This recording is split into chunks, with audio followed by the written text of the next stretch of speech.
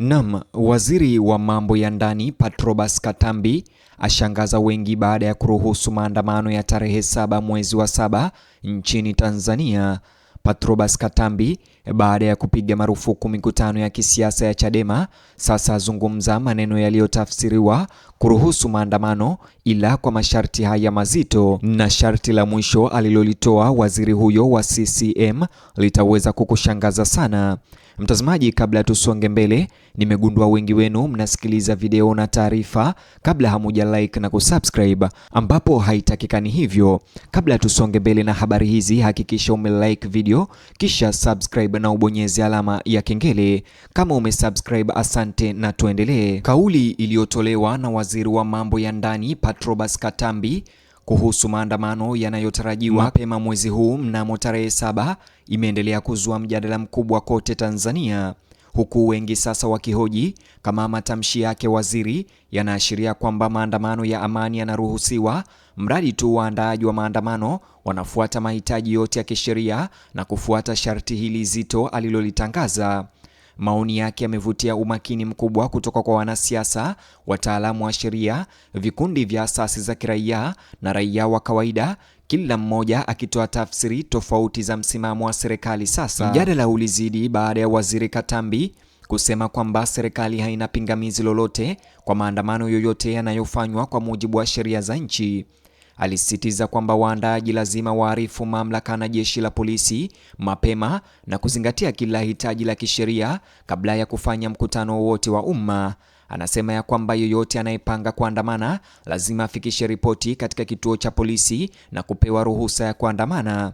Matamshi yake yameibua shauku mpya ya kuelewa jinsi sheria inayosimamia maandamano itakavyotumika katika siku zinazoongoza matukio yanayotarajiwa ya Sabasaba.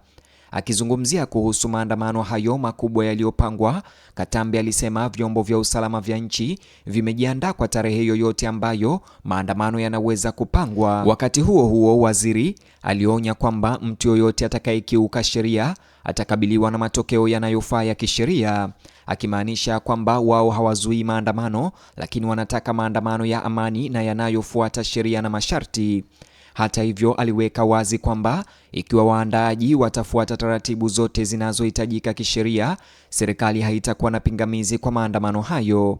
Kulingana na waziri Katambi, waandaaji wanatarajiwa kuwasilisha taarifa na barua rasmi kwa jeshi la polisi kumtambua mtu atakayeongoza maandamano hayo au kumtambua kiongozi wa maandamano ambaye anafaa kufika kituo cha polisi na kutoa taarifa kabla ya maandamano. Hata hivyo, pia kutoa makadirio ya idadi ya washiriki, kutaja njia zitakazotumika na kuonyesha mahali pa kuanzia na mwisho wa maandamano hayo. Hata hivyo, wahusika wa kupanga maandamano hayo mitandaoni wamezungumza na kudai kwamba huenda hiyo ikawa njama ya jeshi la polisi ya kutaka kuwakamata waandaaji wa maandamano. Alieleza kwamba taarifa hii inawezesha mamlaka za utekelezaji wa sheria kufanya mipango ya kutosha ya usalama na kuhakikisha usalama wa washiriki wa umma kwa ujumla. Hii ni kulingana na Katambi. Katambi alibainisha zaidi kwamba maandamano yanayofanywa ndani ya mfumo wa sheria yanaweza kuratibiwa kwa pamoja na waandaaji wa jeshi la polisi ili kuhakikisha kwamba tukio hilo linaendelea kwa amani na bila kuvuruga utulivu wa umma. Alisema ushirikiano kama huo unaruhusu mashirika ya usalama kupeleka maafisa ipasavyo, huku ikihakikisha kwamba haki za washiriki zinasawazishwa na usalama wa raia wengine. Matamshi yake Katambi yameenea kwa kasi katika mitandao ya kijamii, ambapo Watanzania wanaendelea kutoa maoni tofauti. Baadhi wanaamini kauli ya waziri inathibitisha kwamba maandamano hayajapigwa marufuku nchini Tanzania, mradi waandaaji watafuata sheria kikamilifu na kufuata masharti yaliyotolewa. Kwa wengi, maoni hayo yanawakilisha ufafanuzi muhimu kuhusu haki ya kikatiba ya raia ya kukusanyika kwa amani. Hata hivyo, wengine wanasema kwamba mtihani wa kweli utakuwa jinsi kauli hiyo inavyotekelezwa kivitendo. Baadhi ya waangalizi wa kisiasa wanaamini kwamba ikiwa waandaaji watatimiza kila hitaji la kisheria lakini bado wanakabiliana na vikwazo, maswali mapya yanaweza kuibuka kuhusu udhabiti na usawa ambao sheria zilizopo zinatekelezwa. Ni wakili Peter Madeleka ambaye aliandika kwenye akaunti yake ya mtandao wa kijamii wa X kwamba baada ya kutoa elimu ya kisheria kuhusu haki na taratibu zinazosimamia maandamano ya umma, serikali sasa imekiri waziwazi kwamba maandamano yanaweza kuendelea mradi tu yanafuata sheria. Maoni yake yameshirikiwa sana na kujadiliwa mtandaoni. Maoni ya wakili Madeleka yamepanua zaidi mazungumzo ya kitaifa kuhusu jukumu la sheria katika kulinda haki za raia na kukusanyika kwa amani na kutoa maoni yao. Wataalamu wa sheria wanaendelea kusema kwamba ingawa haki ya kuandamana ipo ndani ya mfumo wa kisheria wa nchi, utekelezaji wake lazima ulingane na kufuata taratibu za kisheria zinazokusudiwa kulinda usalama wa umma.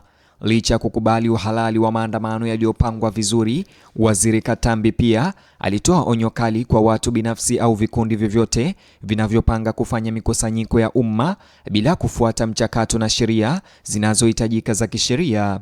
Alisisitiza kwamba mkutano wowote unaofanywa nje ya vifungu vya sheria utachukuliwa kuwa kinyume cha sheria na utashughulikiwa ipasavyo na mamlaka za kutekeleza sheria.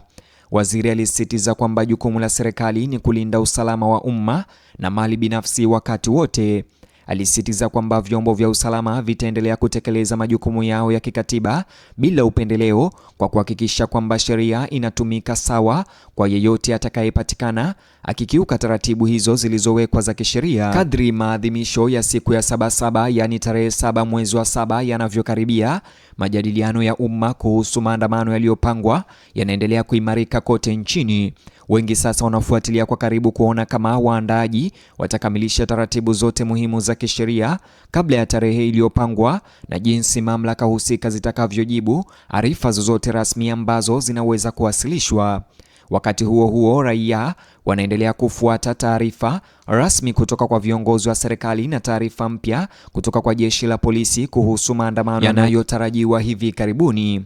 Wengi wanaamini kwamba mawasiliano wazi kutoka kwa mamlaka yatakuwa muhimu katika kuzuia kutokuelewana, huku wakidumisha utulivu wa umma na heshima kwa haki za kikatiba. Wachambuzi wa kisiasa wanasema jinsi suala hili linavyoshughulikiwa inaweza kuwa na athari za kudumu kwa maandamano ya umma yajayo nchi nzima.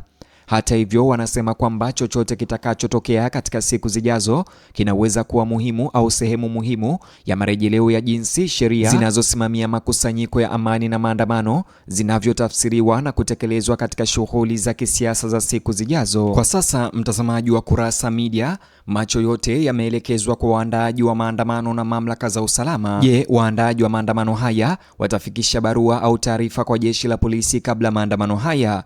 Na je, watapewa kibali? Wakati wa Tanzania wakisubiri kuona hatua zinazofuata, mjadala wa kitaifa kuhusu haki ya kukusanyika kwa amani, kuheshimu utawala wa sheria na majukumu ya vyombo vya dola unaendelea kutawala mijadala ya umma, huku wengi wakitarajia ufafanuzi zaidi kadiri maadhimisho ya siku ya 7 ya mwezi huu yanavyokaribia. Mtazamaji, nikikamilisha habari hizi, ningependa kukuachia uwanja wa comment ama wa maoni chini ya video hii. Unijuze maoni au mtazamo wako kuhusiana na matamshi haya ya Katambi pamoja na maandamano ya tarehe 7. Vile mtazamaji, like video hii, subscribe na ubonyeze alama ya kengele.